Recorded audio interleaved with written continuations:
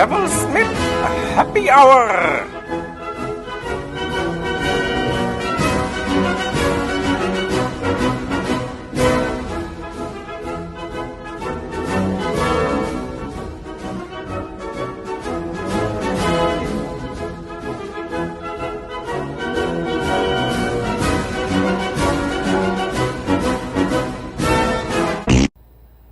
I'd like to call this one The Arrival of Fiona.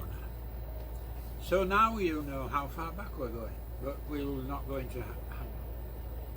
Well, we lived at a place called Barlby, and Hull was some 30 miles away, and Hull City were playing in a cup tie. So myself and my son Robin, and a neighbour and his lad, we all went down to see Hull City in my car.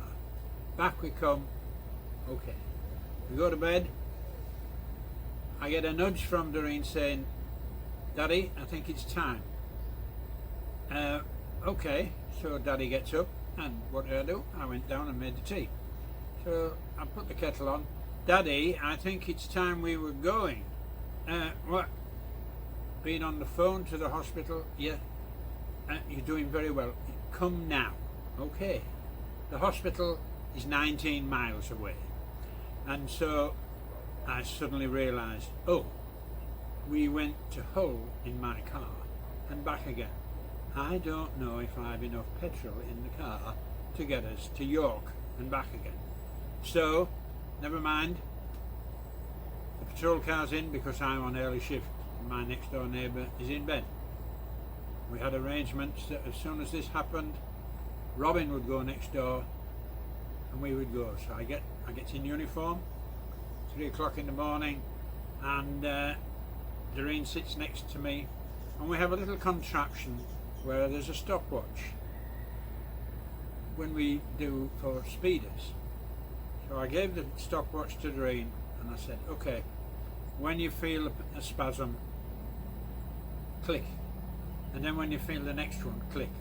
And she says, I've done that. I said, what do you mean? We haven't got out the road end.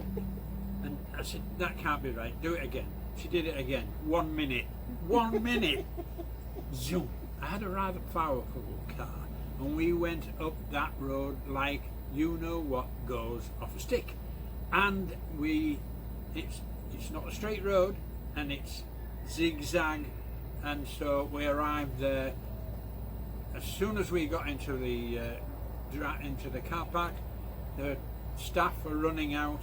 Oh, Mrs. Smith, you're doing so well, and there's a large, huge lady come staggering out of my police car, and I'm in uniform. You're doing marvellous. Straight into the delivery room. In she goes. I get back in the car and I goes home.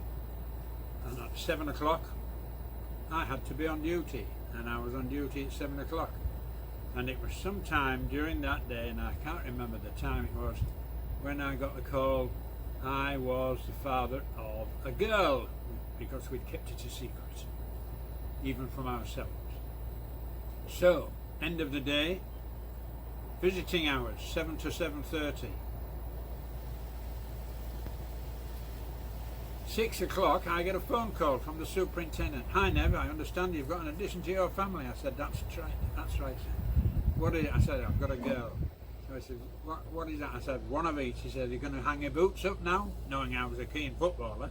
I said, yeah, I think that's so. So he said, how would you like to move? I said, how would I like to move? Doreen's just given birth to my daughter and you're asking me to move? Well, how long have you been on traffic? Oh, quite a while. So I said, yeah, I thought you might like to go to Kirkella. Here's, pick up then, Kirkella, very, very nice suburb of Hull, where we'd been before, where I started. Then I went to visit Doreen in the hospital, and I was there at 6:30, and at 7:25 I posed the question, how would you like to move? And it took her less than 3 minutes to say, yes, we'll go. And so that's how come we got over the hump, if you'll pardon the expression. And we she came back. We were within 2 weeks. We were moving, and we went to Kirkella, and that is another story.